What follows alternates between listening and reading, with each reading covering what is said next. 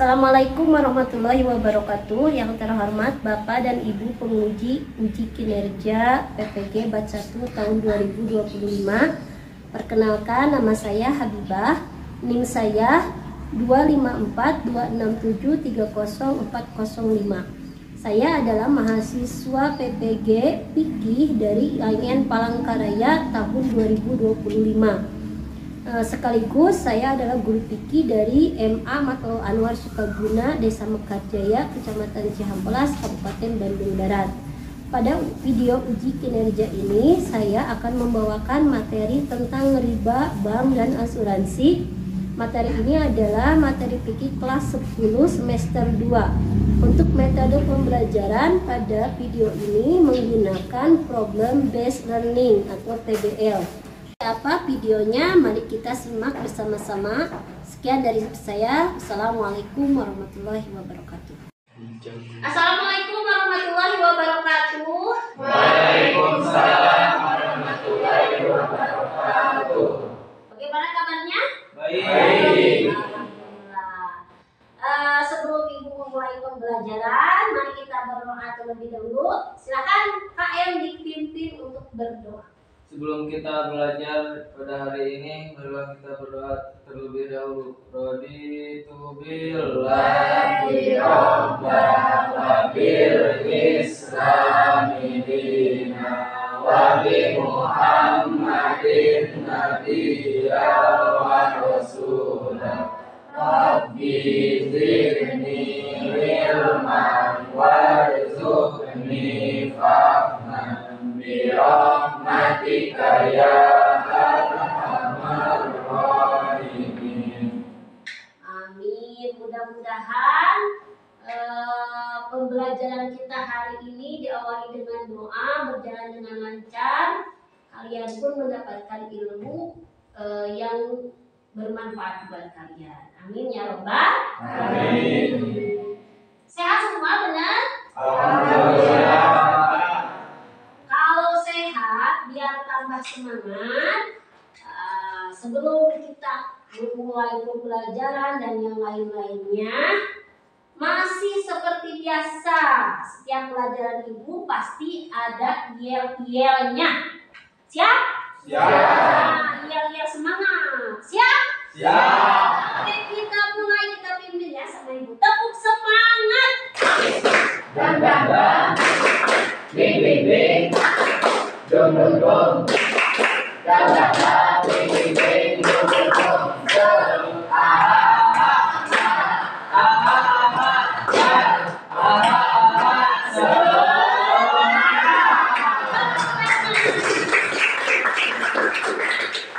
Alhamdulillah, kelihatan semangat. Sebelumnya Ibu absen dulu ya. Absen. Apakah hadir semua atau tidak? Hadir semua? Oh, alhamdulillah. Ibu absen ya. Alifah hadir. Arif hadir, Dimas hadir, Denis hadir, Elsa hadir. Farhan hadir, Fauji hadir, Neng Munawarah hadir. M Aris hadir, Pojak hadir, Nurul hadir. Sandi hadir. hadir semua ini ya, nggak ada yang sakit ya. Terima kasih. Nah, selanjutnya tidak lupa kita tadarus dulu ya. Seayat, 2 ayat kita baca aja, surat-surat pendek yang sering kita baca. Untuk hari ini kita bacakan surat Al-Lahab. Siap? Siap. Ayo KM Disiapkan baca surat Al-Lahab bareng-bareng. Sebelum kita mulai pelajaran, marilah kita membaca surat Al-Lahab terlebih dahulu. Bismillahirrahmanirrahim. Tabbat yada Abi Lahabin wa tab. Ma aghna anhu maluhu wa ma kasab. Sayasla naran dzata lahab wa imra'atuhu hammalatal hatab fi jidha hablum min masad. Ya, shadaqallah. Mudah-mudahan bacaan ayat suci Al-Quran yang barusan itu menjadi pahala buat kita ya. Amin. Selanjutnya tidak lupa juga kita mengenang para pahlawan berjuang untuk kemerdekaan Indonesia Raya. Nah, untuk menghormati para pejuang, kita nyanyikan dulu lagu kebangsaan Indonesia. Ayo, silakan dipimpin untuk semuanya berdiri.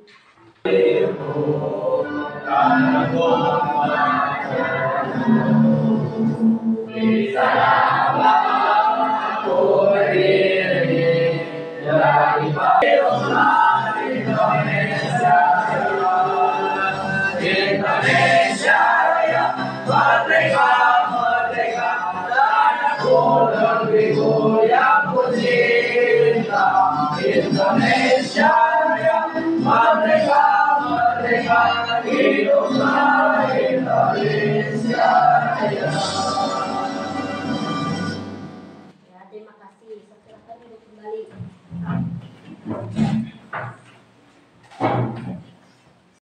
Anak-anak ibu semuanya, untuk hari ini materinya adalah tentang riba, bank, dan asuransi. Tapi sebelumnya, yang minggu kemarin kita belajar tentang apa? Jual beli dan mengharamkan riba. Kemarin ibu membahas tentang jual beli. Nah, sekarang ibu menjelaskan tentang haramnya riba. Pernah dengar tentang riba? Pernah? Nah, apa yang kalian ketahui tentang riba? Contohnya salah satu aja. Apa? Bersangkutan dengan bank bisa. Apalagi sekarang materinya adalah riba, bank, dan asuransi. Nah, untuk pelajaran sekarang ada beberapa tujuan pembelajaran yang harus kita capai, yang harus kalian capai, ya. Yang pertama adalah kalian harus bisa menjelaskan konsep riba, bank, dan asuransi menurut syariat Islam. Karena nanti ada bank yang konvensional, ya, asuransi yang konvensional. Nah, kalian harus bisa membedakannya. Terus yang kedua, kalian harus menganalisis persoalan yang berkaitan dengan praktek riba, bank konvensional, dan asuransi konvensional. Ketiga, kalian harus mengidentifikasi solusi keuangan sesuai dengan prinsip syariah. Nah, ini baru diperbolehkan. Yang terakhir, kalian harus menunjukkan sikap jujur, kritis, dan bertanggung jawab dalam menyikapi praktik ekonomi. Paham? Paham. Nah, kemarin tentang jual beli, sekarang tentang riba. Banyak sekali kasus yang terjadi di masyarakat yang mana ternyata ada praktik ribanya. Tadi kan di tujuan pembelajaran ada praktik riba. Udah jelas kalau praktik riba berarti haram. Contoh, banyak misalkan ibu nih punya kasus ya. Seseorang pinjam ke bank konvensional. Ternyata ada bunganya. Apakah itu bisa dikatakan riba atau tidak? Atau kalian juga pernah nggak di rumah sekitar hampir sama kasusnya dengan yang ibu barusan? Ya, Bu. Oh ada, siapa? Tetangga saya ada yang minjem ke Bang Imam. Oh ada yang pinjam ke Bang Eko. Pernah dengar Bang Eko? Boleh nggak? Boleh? Ya, Boleh atau tidak? Ya. Ada yang cuma yang boleh. Ada yang dengan berbagai kasus, ada yang meminjam uang ke Bank Emo, ke bank konvensional lainnya. Apakah itu bisa termasuk riba atau tidak? Kira-kira menurut kalian? Tidak. Ada bisa, ada tidak ya? Karena memang mereka belum tahu. Nanti ibu kasih tahu, nanti ibu kasih video tentang pemahaman riba dan bank konvensional. Nanti kalian perhatikan. Setelah kalian perhatikan, nanti kan bisa tahu, oh kasus yang tadi itu termasuk riba atau tidak. Paham? Sebelum ibu memutar video, ayat Al-Quran yang mengharamkan riba itu sudah jelas. Itu ada di surat Al-Baqarah ayat 275. Nanti kalian boleh lihat ayatnya dan baca terjemahannya. Di sana sudah jelas bahwa Allah mengharamkan riba. Sebelum nanti ibu jelaskan lagi, kita lihat dulu, simak dulu video yang akan ibu kasih ke kalian. Nanti dari video ini sambungkan dengan kasus yang tadi kita bahas, ya, apakah termasuk riba atau tidak.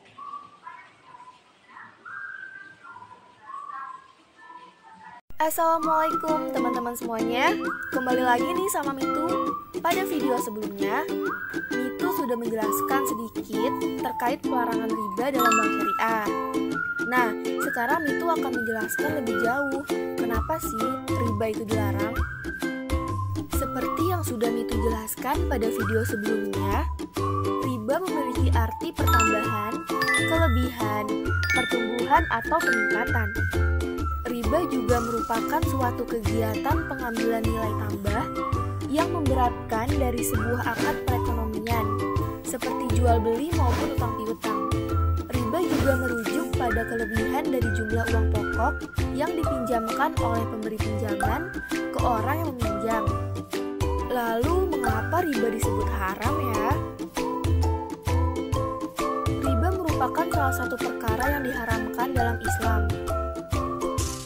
Pada Quran Surat Al-Baqarah ayat 275 menjelaskan bahwa Allah menghalalkan adanya jual beli dan mengharamkan riba, serta memasukkan ke dalam neraka bagi orang-orang yang melakukan perbuatan riba. Sekarang Mitu mau kasih tahu kalian beberapa jenis riba nih, antara lain 1. Riba fadl, yaitu tukar-menukar dua barang yang sama jenisnya dengan tidak sama timbangannya atau takarannya yang disyaratkan oleh orang yang menukarkan. 2. Riba qard, yaitu meminjamkan sesuatu dengan syarat ada keuntungan bagi orang yang meminjami. Misalnya seperti A meminjam uang sebesar Rp20.000 kepada B. B mengharuskan A mengembalikan hutangnya kepada B sebesar Rp25.000, maka tambahan sebesar Rp5.000 adalah riba qard. 3. Ribayat, yaitu berpisah dari tempat sebelum timbangan diterima. Maksudnya adalah orang yang membeli suatu barang, kemudian sebelum ia menerima barang tersebut dari si penjual, pembeli menjualnya kembali kepada orang lain. Jual beli seperti itu tidak boleh, sebab jual beli masih dalam ikatan dengan pihak pertama. 4. Riba nasi'ah, yaitu tukar-menukar dua barang yang sejenis maupun tidak sejenis yang pembayarannya disyaratkan lebih dengan diakhiri atau dilambatkan oleh yang meminjam. Misalnya, Dinda membeli cincin seberat 10 gram, oleh penjualnya disyaratkan membayarnya tahun depan dengan cincin emas seberat 12 gram. Dan jika terlambat 1 tahun lagi, maka tambah 2 gram lagi menjadi 14 gram dan seterusnya. Terdapat banyak pandangan berbeda mengenai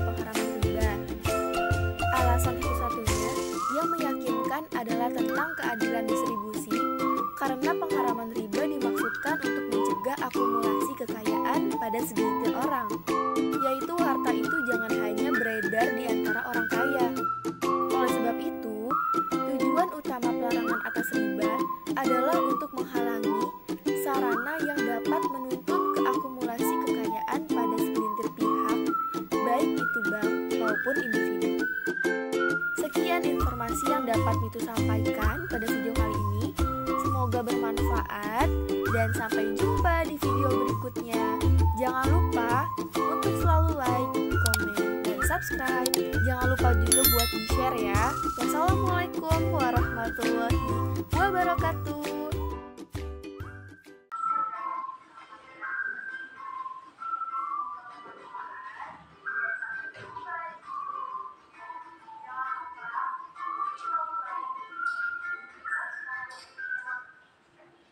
Ya, sudah ya.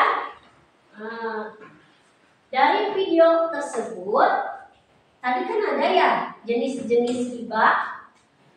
Kira-kira kasus Bank Emok itu masuk ke jenis riba mana? Tadi jenis riba itu ada berapa? 4. Satu riba. Terus yang kedua? Nasi'ah. Yang ketiga? Ya, keempat? Nasi'ah dari kuda. Satu lagi apa? Korban. Nah, tuh. Dari keempat riba itu, jenis riba itu, tadi kan ada yang pinjam. Bang Emok coba jelaskan tadi yang kasusnya Bang Emok. Seperti apa? Meminjam uang 50.000 dan harus dibayar 100.000 dalam beberapa tempo waktu atau kesepakatan antara yang pinjam dan peminjam. Betul. Berarti akarnya apa? Pinjam, meminjam. Kira-kira sesuai dengan tadi video itu masuk jenis riba apa? Riba. Riba apa? Betul. Berarti sudah paham ya. Tadi dari video juga sudah jelas bahwa riba itu adalah suatu yang menambah atau berkurang. Nah, dengan jelas yang paling jelasnya, kenapa riba itu haram? Karena tidak adanya ketidakadilan dalam bertransaksi, baik itu muamalah, jual beli. Ada jual beli yang mengandung riba juga ada, atau pinjam meminjam. Nah, kebetulan di masyarakat sekarang itu menjadi fenomena yang biasa saja. Awas, hati-hati kalian juga. Siapa tahu di antara teman kalian, antara teman ternyata pernah jual beli tanpa terasa itu ada ribanya. Nah, itu harus hati-hati. Makanya harus dipelajari. Ya, paham sampai sini? Paham. Oke. Selanjutnya dampak negatif riba. Tadi sudah ya di video salah satunya dari video dijelaskan hilangnya ketidakadilan. Ada yang mau menambahkan dampak negatif riba? Apa? Masuk neraka, Bu. Masuk neraka. Siapa lagi? Dampak negatif riba. Miskin. Apa lagi? Susah. Apa lagi? Berpoya-poya dengan uang orang lain, pas ditagih tidak bisa membayar. Itu kira-kira berkah tidak? Berarti intinya setiap barang yang haram itu berakhir pada ketidakberkahan. Sudah jelas pasti ada hukumannya karena ini haram. Di dunia pun sudah jelas tidak berkah. Oke, karena materinya sudah Ibu sampaikan, dan Ibu bentuk dulu kelompok untuk mendiskusikan materi selanjutnya. Silahkan. Riba itu sangat berbahaya. Bahkan di dunia saja itu efeknya bisa terasa. Karena seperti menolong, tapi padahal justru menjerumuskan. Kenapa bisa seperti itu? Nah, di zaman sekarang riba apalagi dengan pinjaman itu menjadi hal yang tidak bisa dipisahkan. Dan masyarakat, kalian sudah duduk berkelompok, silahkan diskusikan riba yang ada di bank konvensional seperti apa, bagaimana tanggapan kalian tentang kasus-kasus riba yang berhubungan dengan bank. Ya, contoh tadi kan kasus pertama, seseorang yang meminjam uang untuk modal usaha ke bank, tapi ternyata ya yang namanya bank konvensional tidak bisa menghindari namanya bunga. Tapi tidak bisa gimana kan mau usaha. Nah, coba kalian diskusikan kasus tersebut. Silahkan. Sebelum kalian diskusi, Ibu ada LKPD dulu buat kalian, lembar kerja peserta didik. Nanti kalian isi LKPD-nya sesuai perintah.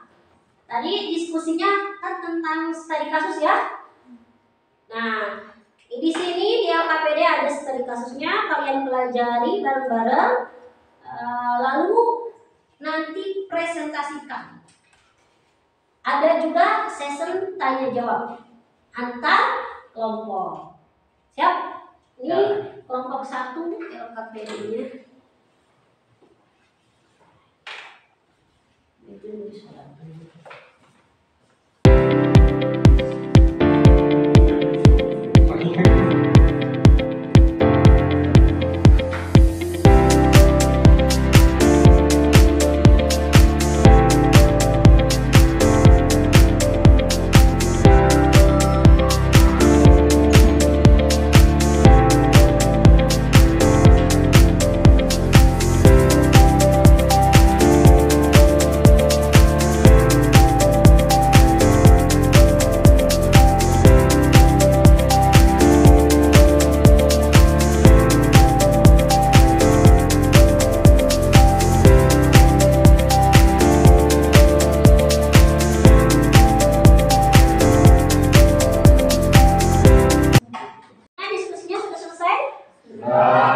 Sudah ditemukan setiap masalah dari kasus? Pemecahan masalah. Kalian tadi kan Ibu udah kasih di LKPD ada kasus tentang seseorang yang meminjam pada pinjaman online, terus tentang bagaimana solusinya dan perbedaan antara bank konvensional dan bank syariah.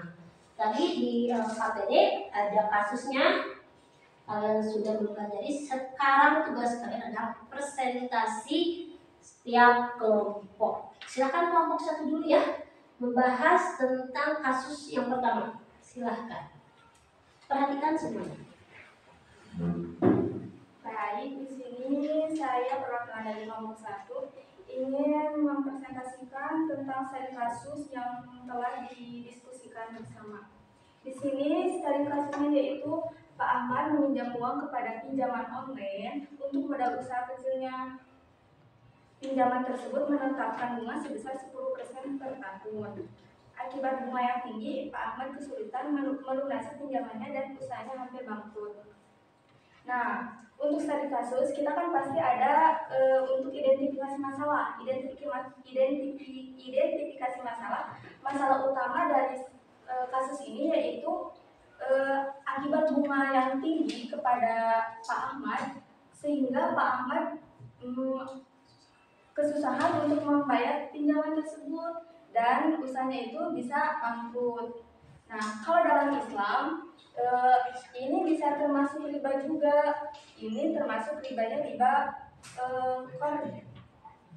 Nah, jika ada masalah pasti ada solusinya. Di sini saya akan menanyakan kepada teman-teman sekalian, apakah ada yang ingin menanggapi untuk solusi studi kasus yang Pak Ahmad ini? Ya, siapa? Dari kelompok mana?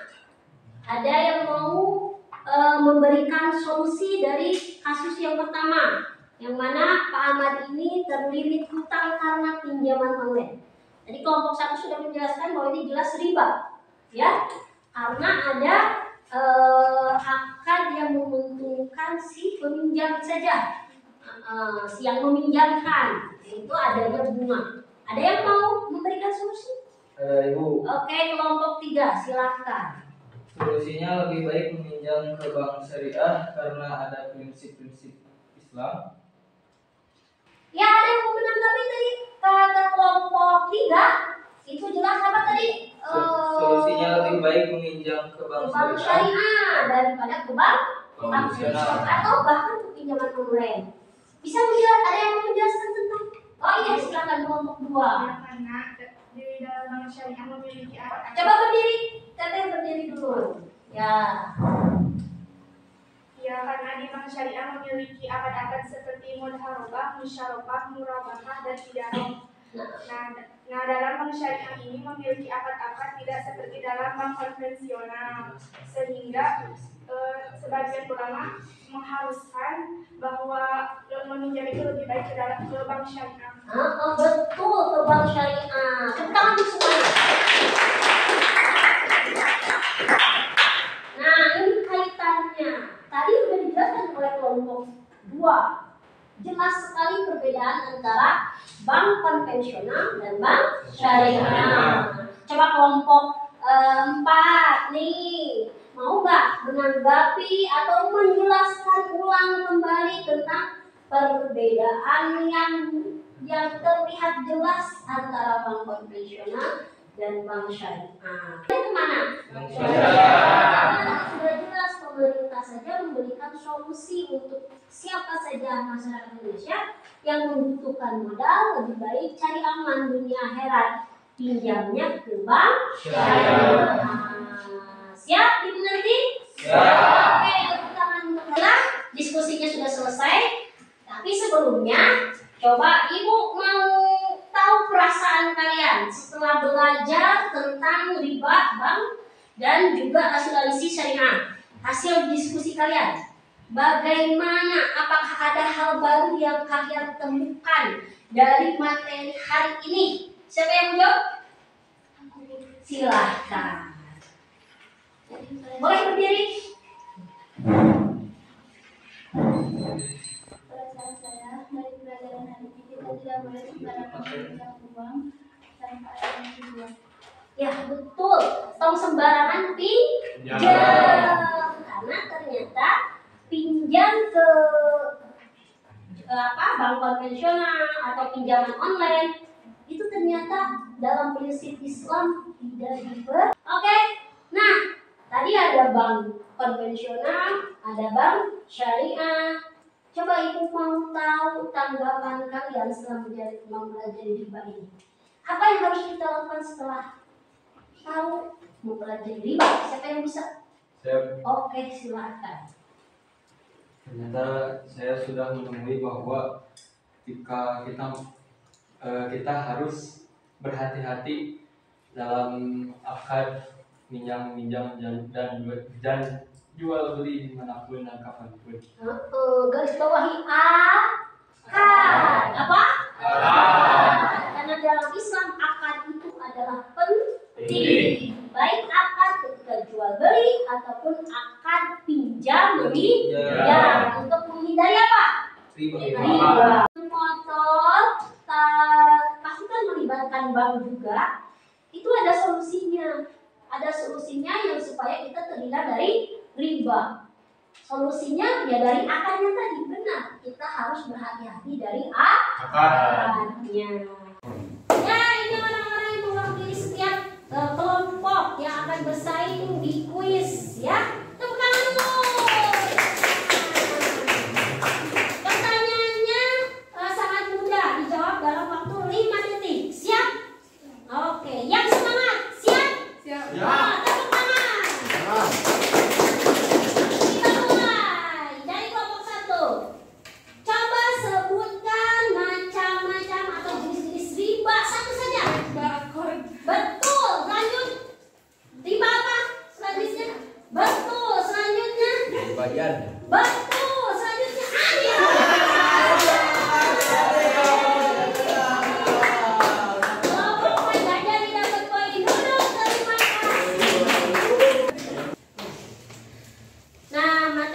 sudah selesai dan untuk pembelajaran hari ini juga sudah selesai.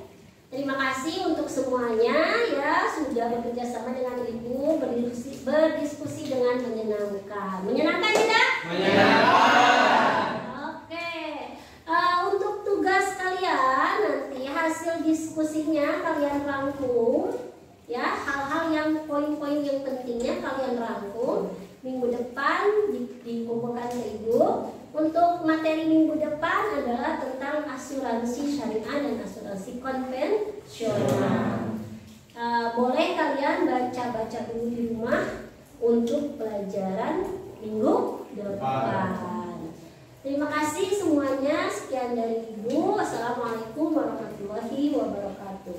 Waalaikumsalam warahmatullahi wabarakatuh.